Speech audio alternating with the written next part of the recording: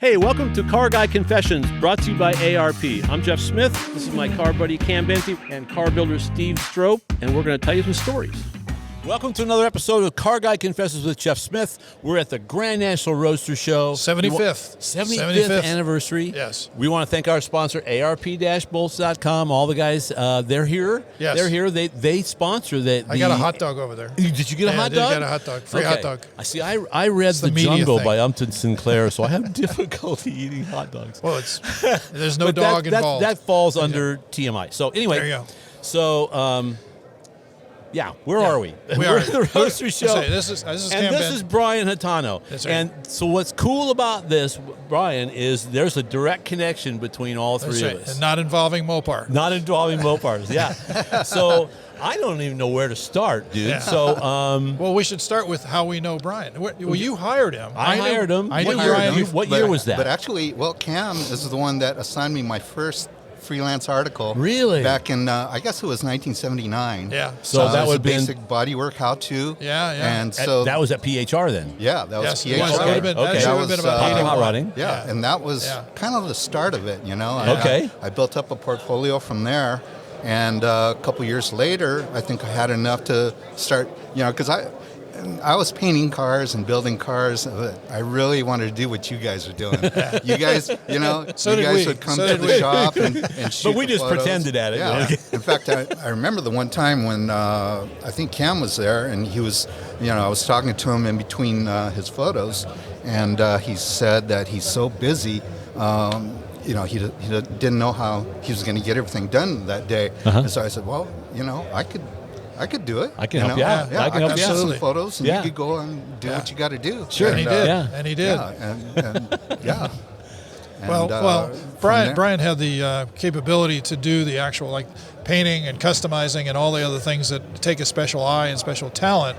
That's what he did. Yeah. That's what he did. Yeah. He worked at Eddie Paul's shop. Did you work anywhere else before Eddie? No. How'd you end up with Eddie? Part-time jobs, gas stations, stuff like that. Okay. Yeah. So you should tell him who Eddie Paul was. I guess where he became sort of famous. Yeah. Well, Eddie Paul, he had a dusty little body shop in El Segundo, very small, just a little body shop. Right, and right. He got his start because he didn't like to pay people to repair his cars, so he taught himself how to. His dad was a metal fabricator, so he was mainly focusing on the metal body fabrication side of it. He learned how to paint, but he wasn't that good at it. No, he really wasn't? No. Really? In I fact, never had that pulled out. That's very he funny. painted your 67 Corvette, the yellow one. Really? And did then he paint came it. out of the booth Yeah. and he said, you got to fix this one. And I looked, and I walked into the booth and I go, whoa.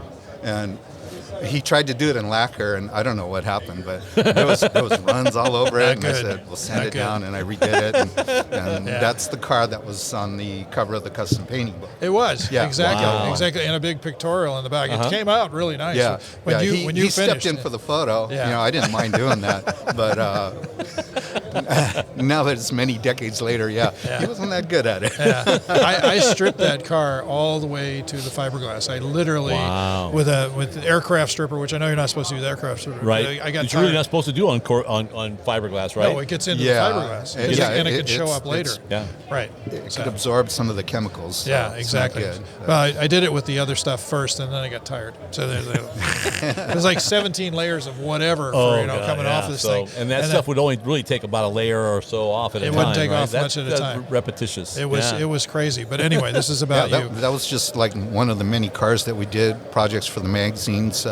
Back then, we did cars for Bruce Caldwell at Hot Rod. Right. You and That's Van where I met Toon you. That's where I met you. Right. Yeah. Right. Van Toon. Right. Yeah. Yeah. Yeah, those were fun. Those were fun times. They were We fun really had a good times, time. yeah. So you start working with Eddie, and you learned painting there. Is that how you learned to paint cars? I started literally sweeping the floors there. Did you? And what kind of drew me into Eddie's shop was when I met him, he had just landed the job to build the cars for Grease. He built all the background cars. He built the white Grease Lightning Ford that John Travolta drove. Really? Wow. Yeah, he Wow. built the Scorpion's Black Mer. Okay. And I saw those cars at the shop, and I guess they were... That's where I want to be, huh? They were in between shoots or something, and it's like, you know, and we didn't know anything about grease back then. Yeah, you know, 'cause it it was just wasn't a it was big just deal. a movie. Yeah, right. He was trying to tell me about it, but you can't fully appreciate it until, you know, a movie see the hits the movie. theaters. Right. But anyways, you know, I thought, oh, how cool this is, you know. It's Yeah. a movie job, and, you know, just for a young kid. I think I was 20 years old then. So connection to Hollywood and all that Yeah, kind of stuff. connection to Hollywood, and so that was Grease was Eddie's big. That was his big. That was the big Debut, move huh? that made From him- there, everything snowballed. Right. He got that job through a guy at the studios named Dave Martyr, and Dave Martyr stuck with Eddie for many years, Nice. all the way up until the Too Fast, Too Furious, and Fast and Furious jobs. Wow. Did you guys build the first couple of movies where the Fast and Furious cars? We did the first two. First two, okay. And then it's like it was a free-for-all. Everybody Yeah. started getting their hands. Everybody in there. wanted in on the Yeah, action, yeah, right? yeah. Yeah. We And had how many episodes of that have they done? 11 with some Yeah, A's it's and crazy. It's unbelievable. Yeah. Well, we had Dennis McCarthy on. Dennis is a friend of mine. Oh. And Dennis does, his shop is crazy. If you ever want to go up there, let me know. I'll take you on Sounds take good. you up there. It's really pretty fun. He's a super nice guy. And so anyway, but you're And 55 I Chevrolet. think it's important to talk Yeah. about to people who don't know anything about the Hollywood business, because that was the connect. This is how I learned it. This is for Brian and Eddie. You know, you're 55. When, Right. you know, So, when and we'll get to stuff that in a second. Yeah. But basically, the Yeah. movie people, because I've met multiple prop masters since then. Yeah. And the cars are just a prop. Yes. They're They're just a a prop. prop. There's no And connection. a Guys prop that are- is like a gun. You know, most of the time it's a rubber gun, or it's, Yeah. it's not real.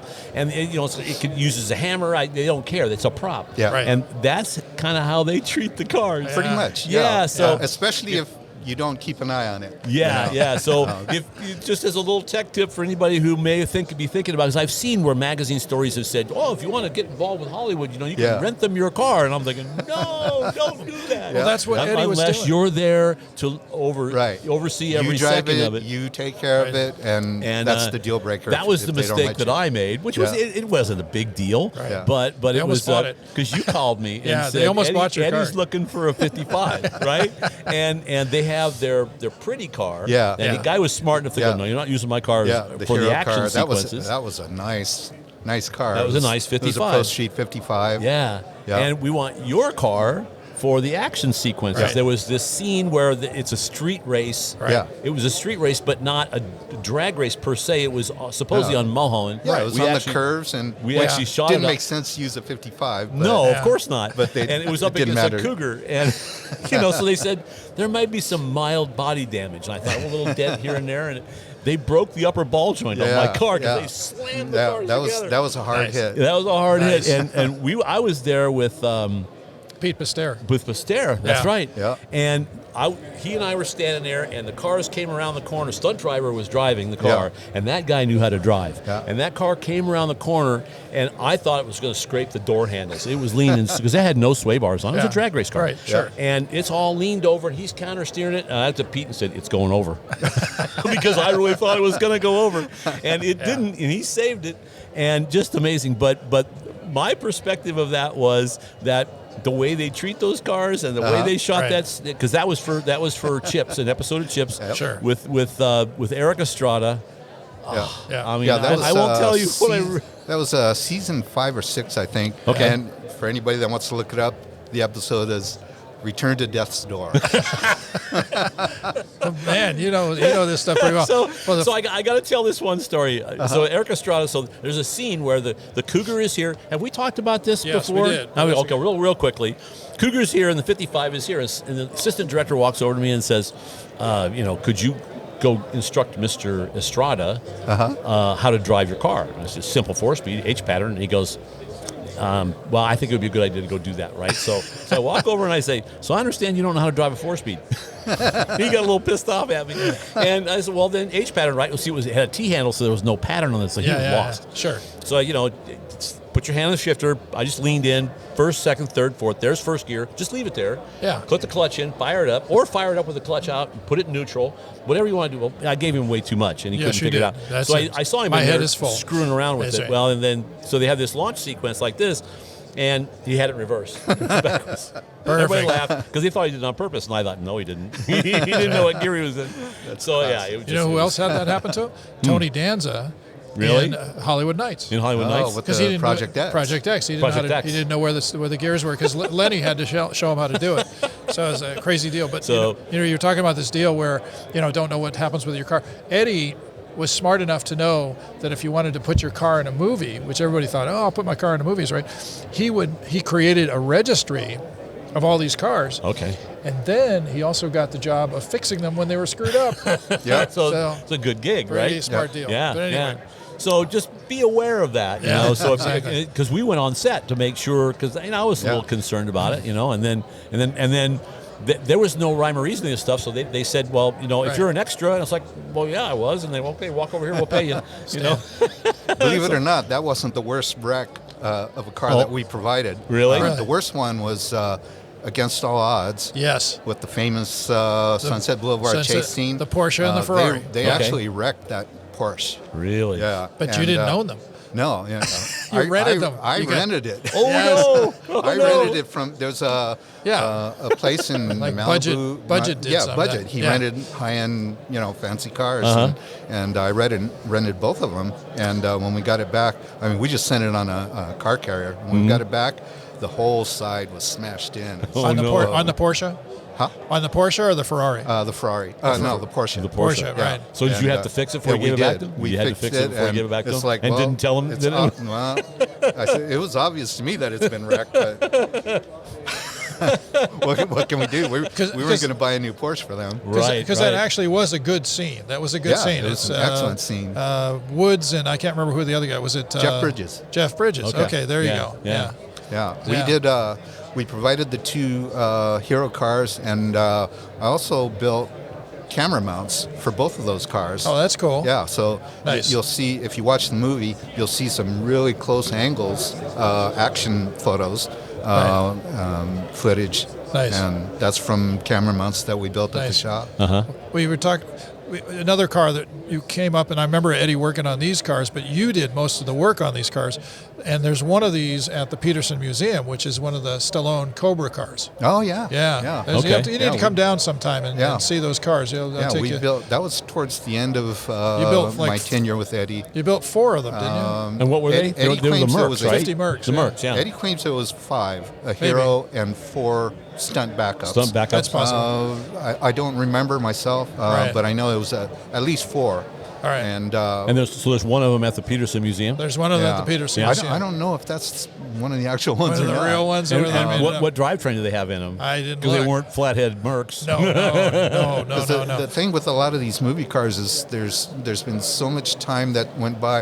A lot of people are building cars and claiming Yes, that they I'm were sure. genuine. And Right. Well, we'll have to. Right. You have to go down and take a look and And there's walk it nothing through. really that's Well, there's the no General unique Lees, or identifiable. Yeah. The General Lees were all numbered, and there was a hidden serial number in Oh, the really? real ones. Yeah, I know the Really? guy, Tom Sarmento, and those guys. They know about it. I'm surprised there are any 68 Chargers left in the world. They used to buy them for $1,500. Wow. They would literally go door to door. If they saw one on the street, they would go knock go on the buy door. it. We'll give you $1,500 for your car, Yeah. and that was the deal. Yeah.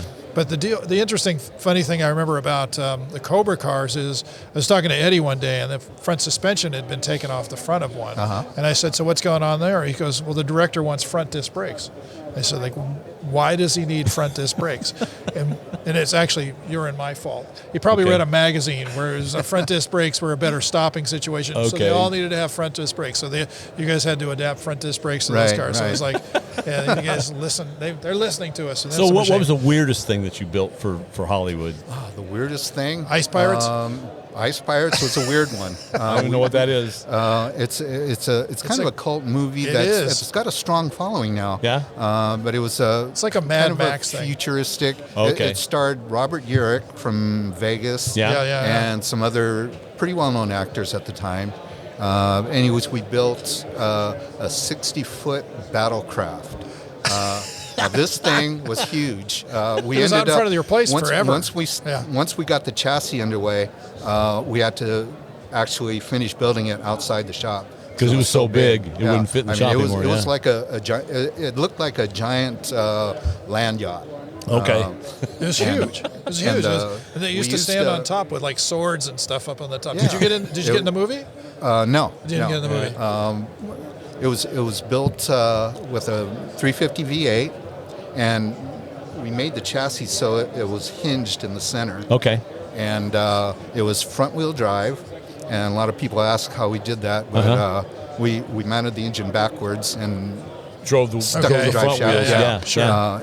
And then the wheels, if you see this thing, the front of it has a big fiberglass skull, and then the wheels were probably as tall as that backdrop there. Okay. The way we made the wheels is we got 2 satellite dishes, and we made fake wheels out of satellite dishes. Turbine wheels. Yeah. And inside were the actual drive wheels. Mm-hmm. But in order to make it real, they had a turn, right? Yeah. So they had it contacting the ground, and fortunately they got everything they needed in the early takes, because by the time they were done, those wheels were shredded. Yeah.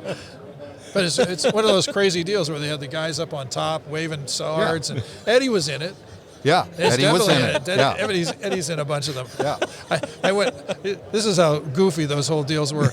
I went with Eddie to the taping of the Mr. T music video.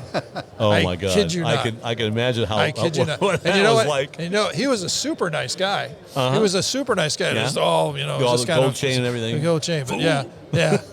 We had a photo of that in our office of Eddie, and I'm not sure if you were in the photo or not, but I don't think so. With Mr. T and all the gold. And, So you went from all this. So you started writing. You wrote for me, which was awesome. I appreciated that very much. You were very good at it. I mean, you got it. And the next thing I know, I'm coming to CarCraft, and Brian's already there. So you hired Brian. I hired Brian. Yeah. I'm from Eddie's shop. I went to McMullen Publishing, and I worked on a magazine called Custom Rodder and Popular Cars, and I was there for a couple of years. And I remember this is when I already knew Jeff, but I went to a press event, and I sat down next to you. Yeah. And you just asked me if I wanted to work at CarCraft, and I was, inside, man, my brain just went. But I have to play it cool, And yeah, I sure. said, Yeah, I'd be interested in that. Yeah, absolutely. And that was it. I turned in my 2-week notice, and how nice was that? Stolen from you. Because that was actually, my goal, my dream was to work at CarCraft. Yeah, well, that was me too. Same here. Before you were editor, right. It was John Asher. John and Asher. I would send him. He probably thinks I'm a nut, but I would send him handwritten applications and letters, Yeah. And then one time I drove all the way down. This is in '79. I had a '69 Z28. I drove it down to Hollywood, and I went up there and asked him, because he ran one of those ads in the front of the magazine. This is if you want to work for the magazine, send in. And I did. Because I think I remember that. That might have been 78. Could have been, because I was a senior at Iowa State, and I saw that in the magazine. It's like, But, because I'm so close, and I thought, should I call? Because that's what I want to do. Yeah, sure. And they need to hire somebody, and I thought, no, I need to stay and get my degree. Yeah. It turned out okay, but it was like, you did okay. I wondered for a long time. It was like, okay. is this going to? That was my chance, and I passed it by. Yeah. But your car was used in the magazine, right? Yes, it was. Really? I drove and I parked strategically. Don't get too far away from the mic there. Right below the office, so that you could look out the windows and see the car. See the flames on the roof. Yeah. Anyways, I went up there and I asked about the application, and John politely said, we already filled the job. And anyways, I said, well, how about getting my car in the magazine? And I remember Neil Britt was there. Okay. And he looked out the window. He goes, yeah, we could use that. Yeah.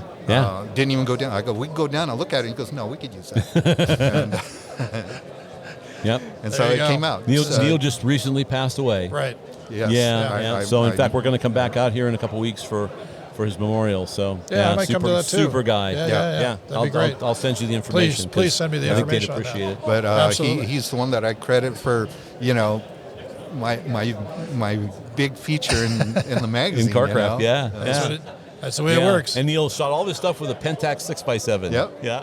And that's he why really was I that started guy, using a Pentax 6x7. Is that what you did? Yeah. It's like I saw Neil using that, and I think I saw big deal, Steve Reyes used to use one. Yep. So it's like, must be a good camera. Then Asher was shot with a Hasselblad. Yeah. And we were like, exactly. Hasselblad. Have you seen, not to step down, have you seen all the stuff that Steve Reyes is posting on Facebook? No. He's putting all his photos on.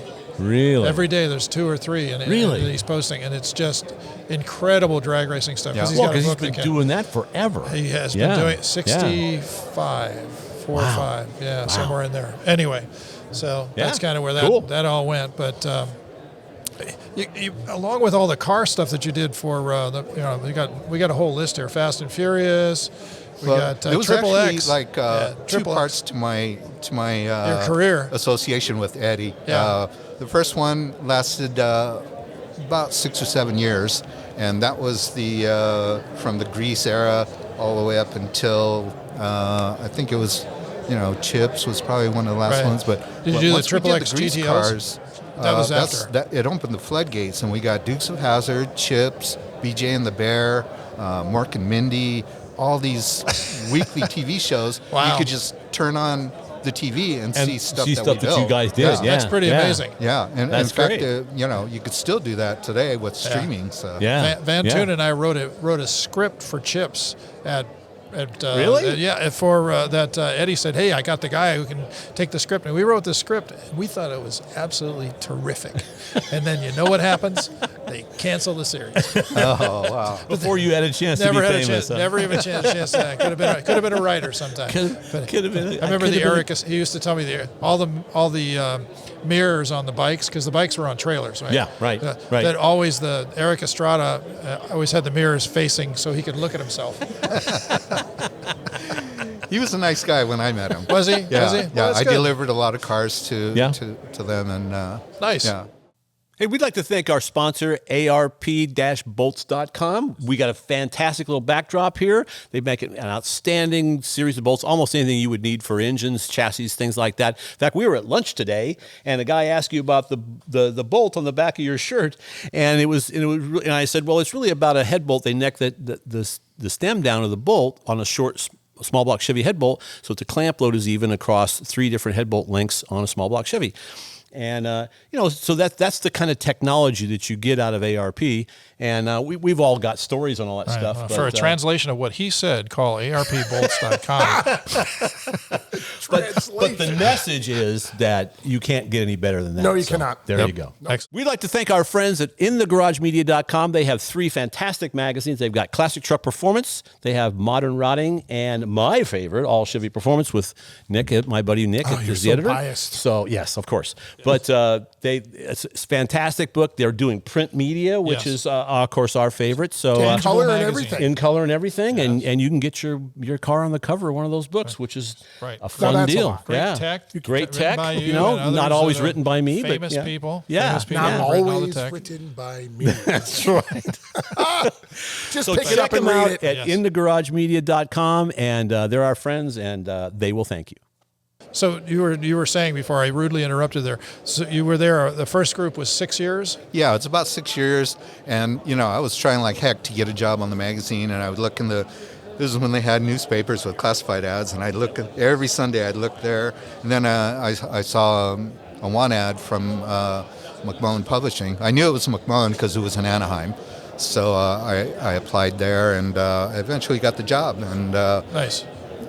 I had Who'd you no work for over there? experience. Did you work for Bruce? Over there, I worked for Jerry Dexter. Oh, he was I Sure. guess the group publisher at the time. Nice. And I remember the camera that I had was this old rangefinder Konica, and I mean, I really embellished my resume about my photographic skills and anything to get in, and I pretty much learned on the job. Yep. So I we think all a lot of people That's did. A what we lot did. of people did. We did that. I know DeLevo used to criticize my stuff all the time because I like to fill the frame with a 24, Right. and it distorts it mildly. Right. And he would just beat me up over that, and it's like, but it, because I was looking for just a little something so that you look at it and go, I know who shot that. Yeah. And that's all I was looking for. Sure. And it, but he would, he was on me because he'd say, so I had to be very careful, like I did any press stuff. Right. I mean, any PR stuff for like, for OE,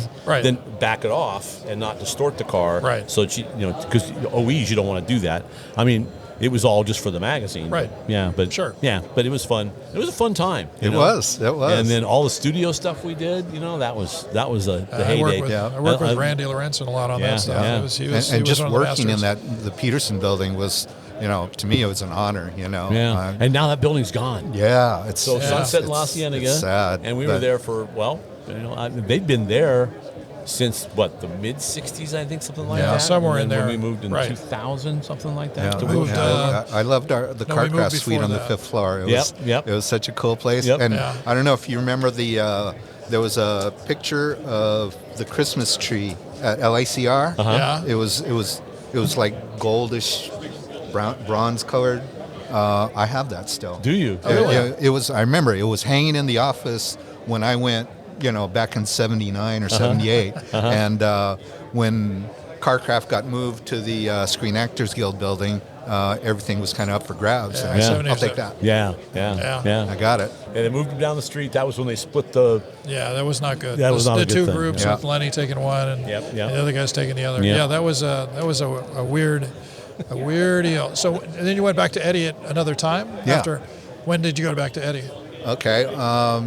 After about 6 years, that's when I started working at the magazines. I went from McMullen Publishing to Peterson, Right. and that one lasted up until the early '90s, and then sort of took a break from writing, Right. and Because that's a high pressure deal. Yeah, Right? yeah. I mean- I don't think people really understand, especially back then, because it wasn't digital. It No, was all no film. We were digital. typing stuff. Sure, And, you bet. we're not working on computers yet, Right. so we're typing all our Right. material Right. on paper. Doing all Like- the paste up boards with and the wax paste up and all boards, that. and you had to go shoot your film, wait to get it processed. You hope you got your That's images it. right. Yeah. A, they're in focus, and B, they're exposed Yeah, you properly. never knew what you and had. then so you shot a ton of film to make sure you had it all. Yeah. And then put it all together. It was enormously complex. It was Yeah. a big job. And because there was a lot of pressure, and then put the whole book together. Ship nights, sometimes we Yeah, stay we'd till stay 11, till whenever. 11 Yeah. o'clock, midnight. You gotta get And it done. I remember when I started, because I'm the new staffer. I'm up the FNG. Yeah. And we would have this driver come up, usually about 10:30, and he was going to take we put all Right, the paste up right. boards in a box, Right. tape it all up, and then he would personally drive it down to LAX, put it on an airplane, and ship it to the Crossroads Press. Right. And it had to be there no later than like 11:30 p.m. Yeah. Something Right. like that, right? Whatever it was, and so my job was to go down and hold the guy. Yeah. Right. So I learned very quickly because we would usually bring food in, for lunch and Right. dinner because we were all standing slave when we get all this stuff done. Right. And so I'd bring cold pizza down to him and stuff, and after a while it's like, dude, I gotta go. I got other stuff besides yours, If you Right. miss the day, it's tough, Yeah. Right. And so it's like, no, please don't go. And then you hear the ding, and the elevator came Yeah. down. I was like, oh, I've been here's the box, and he was gone. Didn't have to do Yeah. any more soft shoe. I remember those nights. Tracy Oh, yeah. Tracy Hurst would be cracking Tracy. the whip on us. Oh and- boy, bet. yeah. But, But it was. But we look back on it as being some of the best times in our lives. It Yeah, was. but it was a lot of work. Yeah. It was a lot of work, And, and when you I don't know that it necessarily came across on the pages, other than it was fun. Yeah. which was exactly what we wanted to that be. was the whole idea. Yeah, Make yeah, it look fun. yeah. But there was there were deadlines and Then you. Yeah, it was a lot of work, but it was was truly a lot of fun. And what's cool about it, you can go back now 40 years later, and somebody would say, so what were we doing in March of 82? It's like, well, I'll go back to probably can tell you exactly what we were doing. January issue, because, you know, we're 3 month lead time. This is what we're working on, you know, so yeah. Or you tell somebody a story and they say, hey, I did this. And they go like, no, you didn't. It's like, here's a magazine. Here it is. This is what I did. It's in print. This is it. I went on the Goodyear blimp. No, you didn't. No, you didn't. Yeah, yes, I did. Yes, I did. Here I am right here. Here we are. So it is kind of nice because you can look at it's all history. documented. Yep. Yeah. Exactly. The hard part is, so if you go back to try and find, this happens to me all the time. I don't know if it happened to you, but you know, so you'd have to do some research back before there was the internet. Yeah. And so as you're going back, I know it was somewhere in this year. Yes. And you start looking for the story, and you run across all the stuff that you hadn't seen in like 20 years. And you get sidetracked looking at this. Oh, yeah. Pretty soon it's like, what am I looking for? You know? So it is kind of cool. Yeah, absolutely. So you went back to work for Eddie the second time. Then you went into aquatics. Then you went into aquatics. Aquatics? You did. You did. When I hooked up with Eddie the second time around, he had a machine shop called Prototech Engineering, and you know there was no garage, no body shop. He had machines. Did he move over to lathes Douglas Street? Was that the one that was on Douglas? No, this was Sierra. In a Quonset hut. There was a Quonset hut. Yeah, I forget if it was Sierra. Sierra was the second building he moved to. Anyways, he was doing prototype work and for boats? Fabrication for or just anybody. Well, yeah, for anybody. A lot of aerospace stuff. Because there's a lot of aerospace in El Segundo, right yeah. And his true talent came out. I mean, he started off with automotive, but he was actually an inventor. Okay. And that's the way his brain worked. He wanted to invent things. Right. And he would invent things, and then that's why we worked so well together. He would come up with these ways to do something, and I would do it. You would produce it. Yeah, I would produce it for him. So he was the blue sky guy. Yeah. And then Yeah. you were the guy that Yeah. actually turned it into something real. Right. Yeah. Okay. And Kinda need well, both. before that, he was also the guy who brought in the work from the studios. Okay. And when I'd see him, he rode a chopper.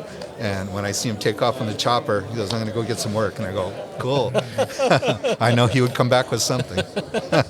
Didn't he have some big crazy accident with a hang glider? Wasn't that He the deal? did. That was before all the automotive stuff. He was a hang gliding expert. Felt like 100 feet. It was actually 300 feet off of the cliffs over there in like Redondo or Palos Verdes. Yeah. Right. And he was laid up in the hospital for a long time. Wow. And it didn't stop him, but from then on he had a lot of physical Yes, he recurring did. pain. I remember. Okay. I remember. But hang gliding was always kind of a side thing that he liked to do. Yeah? Yeah. Or the Hells Angels, one or the other. The Hells Angels. Well, actually, those are the stories that I only know from what he told me. Right. So You never Take it know. with a grain of salt, maybe Yeah. just a little bit. There's the visionary and the execution. So we'll I go back look to at that. some of the stuff that he built. He was really into choppers. Okay. He built a real famous chopper back in the early 70s. It was called the, what was it? Was it a custom? Yeah, it was a panhead chopper with a jockey shift and had a big cross on the back. The Christian chopper, I think they called it. Right. Because he was a And, priest too, right? Wasn't he? He was a priest, yeah. Really? That was one thing. Pick anything you like. I mean, of all the decades that I worked with him, I never heard him use any profanity, ever. Wow. One of the few guys that I know that I could say that about. Wow. Okay. It's no Jesse Anyways, James, he you know? started back then, and he said he rode with the Hells Angels. He wasn't patched or anything, Right. But he rode with them, and his name was Preacher, and mainly because he had the Christian chopper, and I don't know, he had kind of an in with all the bikers, and we ended up with some of the movies about bikers, like Streets of Fire, Mask. They had a lot of bikers in there. Yeah. Okay. And we would use those connections. Eddie would use those connections to get these guys jobs as riders in the movie. Yeah. And one of them, it was the Heathens. Heathens was one of them. And A fun bunch. I didn't say that. I didn't say that. You're not fun. You're not fun. You're very And serious. Cam does not live at. No. But I used to paint a lot of the bikes for the Heathens back in the first stretch with Eddie, and in exchange they would let us Live. They wouldn't let us. They invited us to hang out with them in their clubhouse. Oh, that's nice. And they used to let us ride with them, and very they cool. said that I was one of the few guys with a non-Harley that they would let ride with them. I had a Kawasaki at the time. Okay. But you're a huge bike guy. You work for I love bikes. Yeah. motorcyclists. Yeah. After the car stuff, I went to Super Street Bike. Street Bike. And then Motorcyclist magazine. Nice. And How long were you a motorcyclist? I was there for about. It's got to be about 5 years, I think. Okay. Yeah. Wow. But you still did road tests with bikes even after that. You did them for Carcraft on occasion, did you not? I did one. Just did one. bike Okay. test for Carcraft. But Yeah. But that was my first one. Well, there you Yeah, go. yeah. So cast the die. So doing this engineering with Eddie, he did. What kind of aerospace stuff did he do? Was it just? Well, he was, as you know, he invented a pump, and he was building those pumps, and he was trying to get it into the fire industry, Right. Which he eventually did. But we're manufacturing a lot of these. It's called the cylindrical energy module. It was a 12-cylinder, 6-piston, 6 double-ended piston pump. Right. Okay. With a I don't know if you've heard of the Rancam engine, but it has a sinusoidal cam pattern that these pistons follow. Okay. And the cylinder heads are on the outside of the cylinder. This is the compressed air foam. Yeah, Right. that's the one we used to build Right. compressed air foam pumps. Now, this is for the fire department, and the fire department was against it because of some 100-year-old rule about positive displacement pumps and all that. Yeah. See, I know way more than I do. Wow. I'm impressed. I'm impressed. Yeah. So they didn't want to go for it. Because that 100-year-old technology didn't work then, so of course it can't work Correct. now, right? Yeah, they use almost all fire engines, and they use centrifugal pumps. Right. And so here comes Eddie with this totally New idea. different pump. And, Yeah. it was like, it was straight uphill trying to.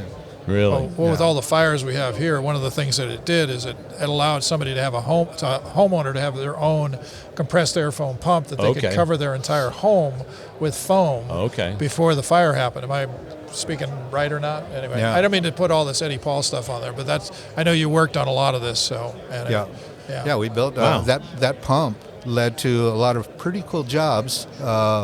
We built all we knew about it was a decon unit, and that was done for the Department of Defense.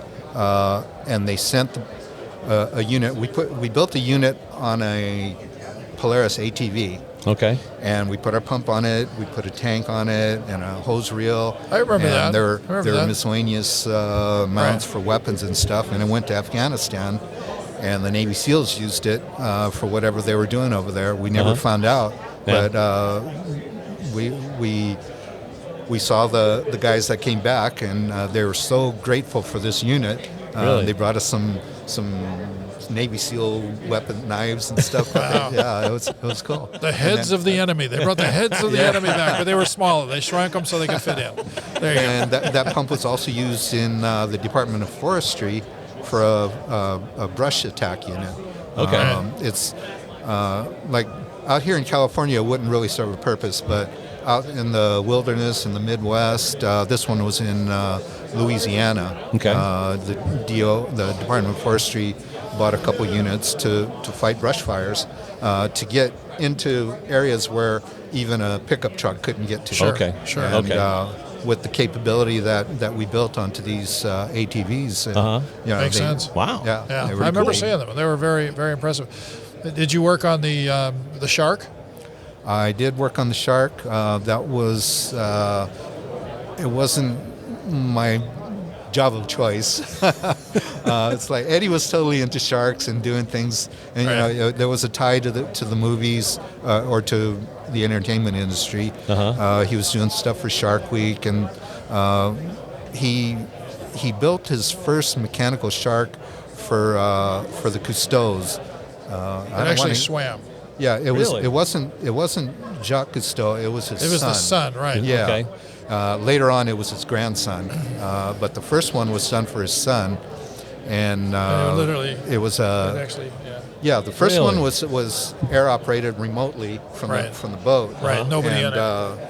There was a book done about it. That it was real successful. It drew in other great whites. This was down in. So that was the intent, was to Yeah, draw in other sharks. they wanted to do research and study the great whites. Okay. And this was done in like the Barrier Reef below right. below Australia. Australia. Yeah.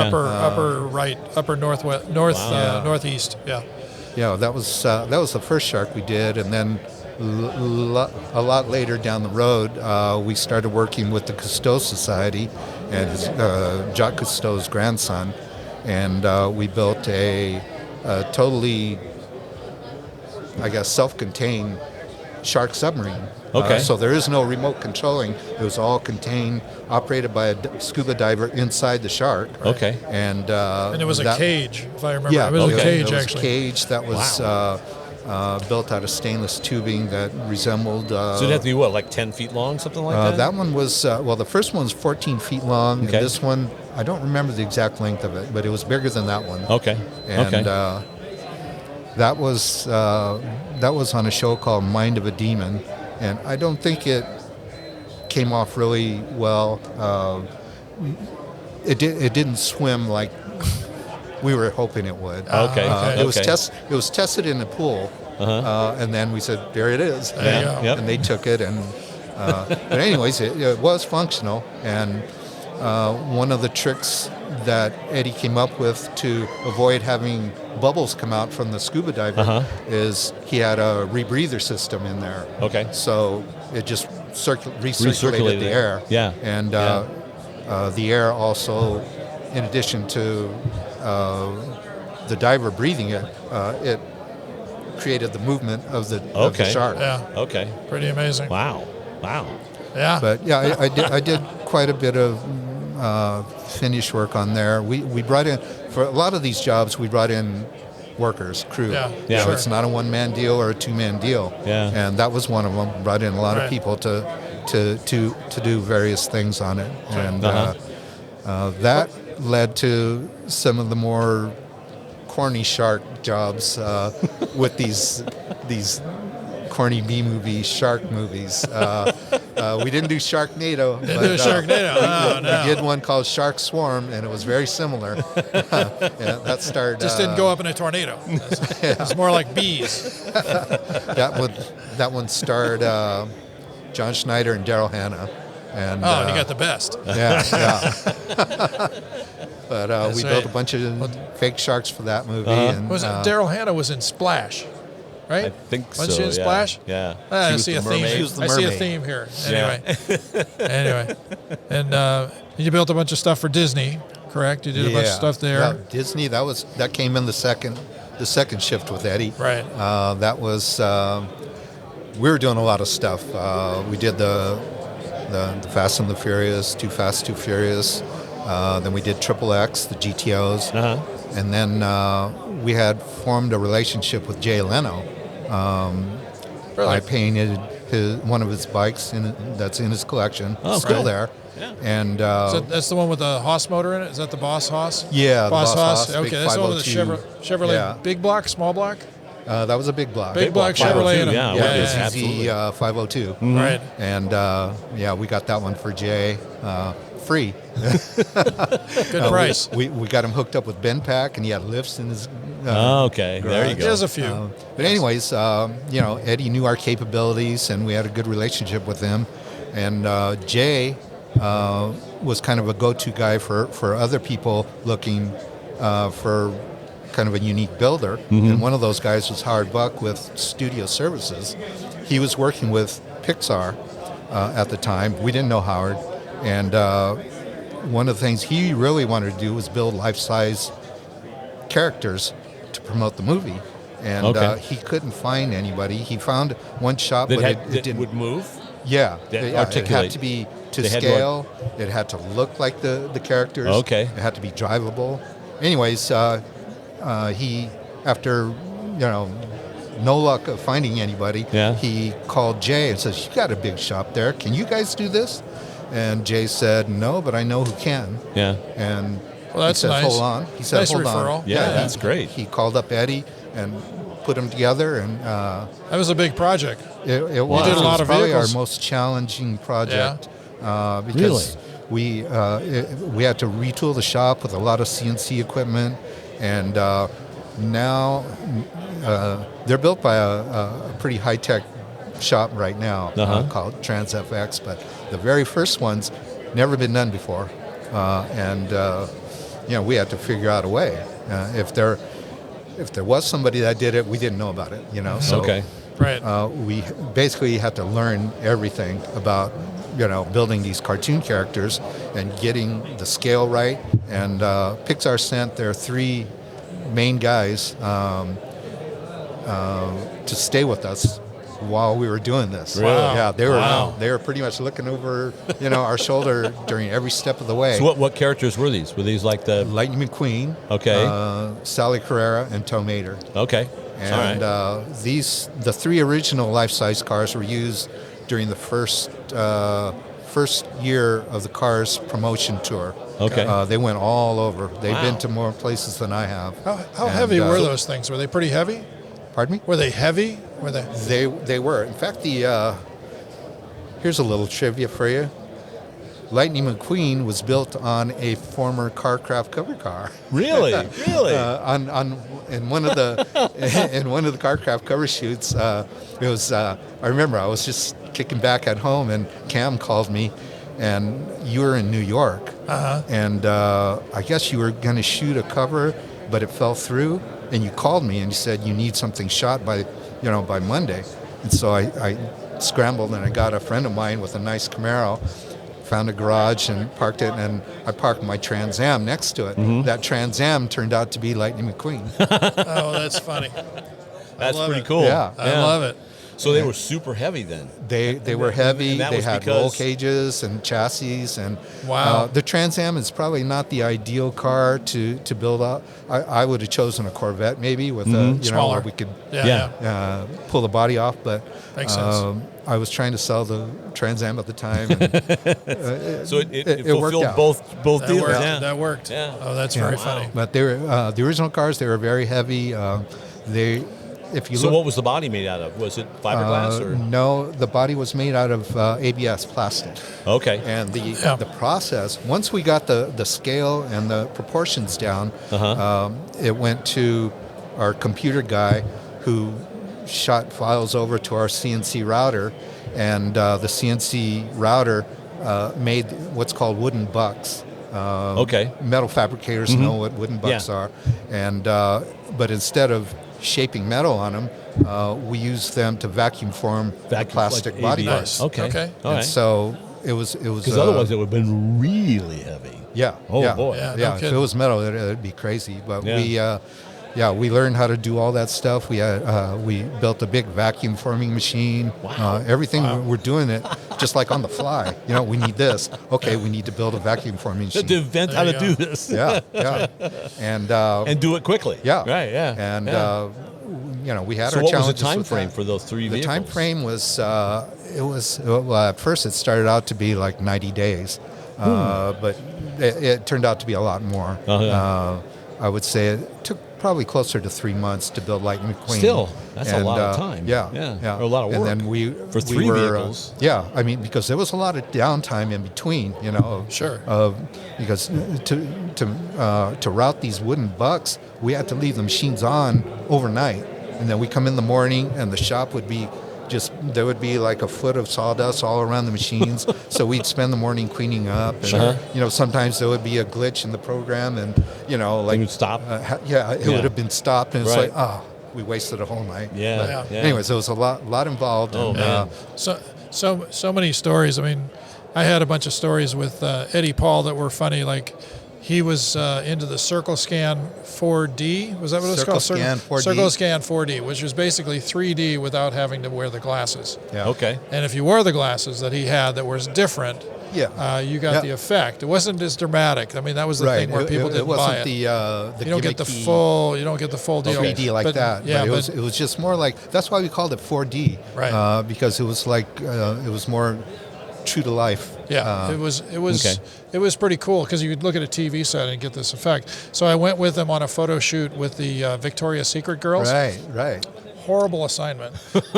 I'm sure. Which was actually quite fun. And then we did a deal where NBC was going to do like a Circle Scan 4D night.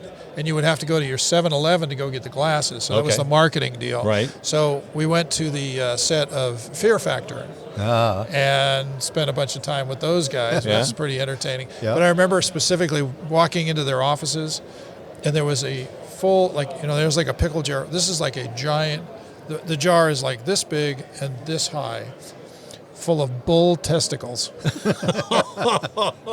I guess it was the appetizer for the next show, but it was like I remember that being pretty dramatic. Oh, no. But those are the kind of weird things that you ran into with Eddie. I remember looking for he told me there was a Corvette for sale, and it was over in that area where they had moved all the houses out by LAX. They moved all those people out. So we go in, and there's like one creepy house. All the other houses are gone. And Eddie goes, well, this is the house. I go, like, this does not look like it's inviting. And there's a bunch of stuff with tarps over it, big vehicles with tarps over it. So I go over and we knock on the door. It was a Corvette. It was a C2 of some kind, because I was really into finding another one. So it was pretty ragged. I wasn't really that interested. But so we knock on the door, and this creepy woman, opens her window. You go, what do you want? It's like, you want to sell your Corvette? No, that's my son's car. I'm sure the son probably passed away 40 years ago. 40 years before, right. No, he's not interested. So we walk over, and daringly, we pulled up one or two of the tarps. It was a half track. Really? In the yard. It's like, what's so this woman? You were with Eddie to try and buy these vehicles? He knew where they were? Car. Yeah, I was just looking for this one Corvette. Oh, okay. I know where one of those is, because where that is compared to where he was in El Segundo, not very far away. So anyway, but hey, this has been awesome, huh? A lot of stuff you didn't know, huh? No, I didn't know most of it. Yeah. So it's like in my case, I've had basically one job for the last 40 years. I've worked for a couple different people, but it's always the same job. Yeah, damn good. You had the exact opposite experience, and you all this different stuff, which in a way is very cool, because every day is different. A broad perspective on all this you stuff. Bet. So, you bet. What was the most difficult? For me, the most difficult. Just getting along with Eddie. Towards the end it was. Yes, we both ran into that a little bit. The most difficult was building these motorcycles for a movie called Leatherheads. Yeah. George Clooney needed to. He was doing a movie called Leatherheads, which is a period film about the early days of football, where they wore leather helmets. Okay. Right.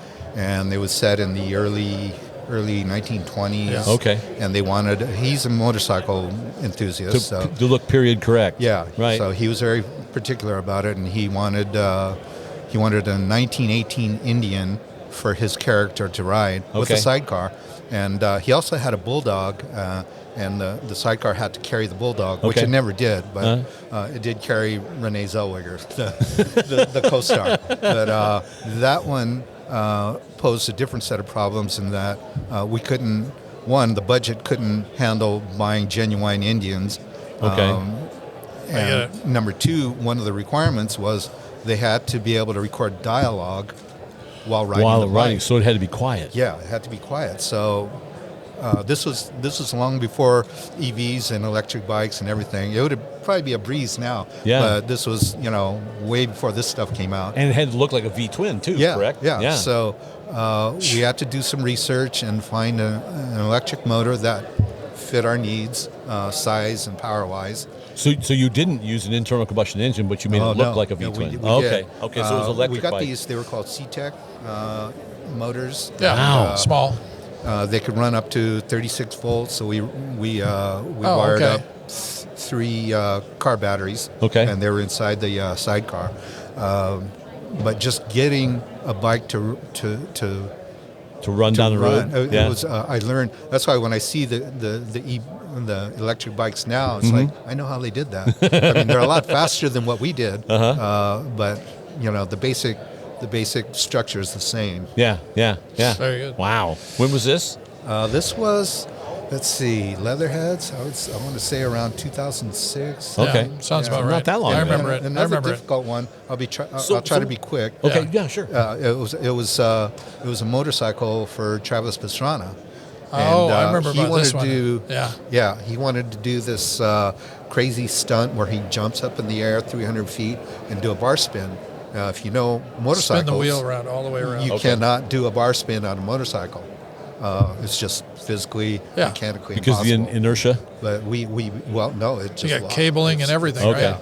But we built a custom bike that did it, and Right.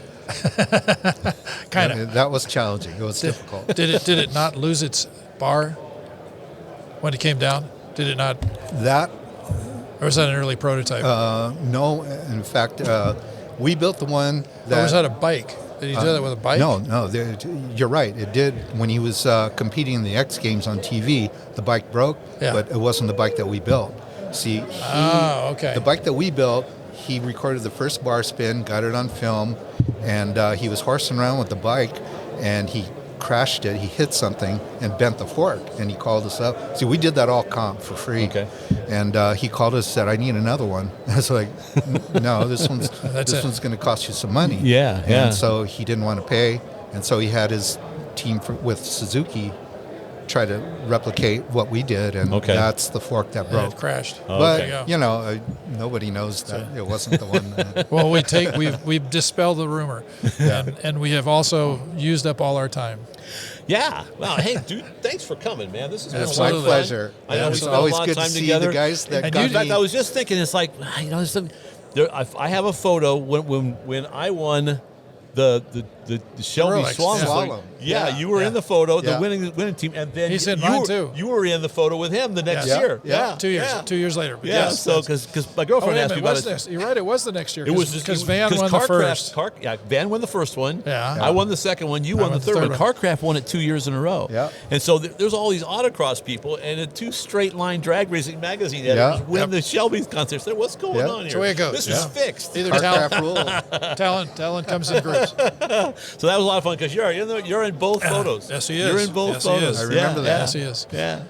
Well, thanks for coming, man. This has been a lot of fun. Thank you for You having me. didn't, It's an think you'd honor. have enough to talk. You didn't think you could pull it all. Oh, dude, we could probably go for another hour. Exactly. Yeah, So there's a lot we- of stuff we didn't talk about. So. Yeah. So we want to thank our sponsors, ARP-bolts.com. We also want to thank the generous people at the Grand National Roadster Show, 75th anniversary.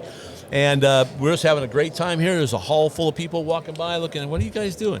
And We so don't know. it's been a lot of fun. And man, we'll have to have you come back sometime. That'd be That'd great. be cool. All right. Well, Yeah. Thank you you. keep watching, and we'll keep telling you stories.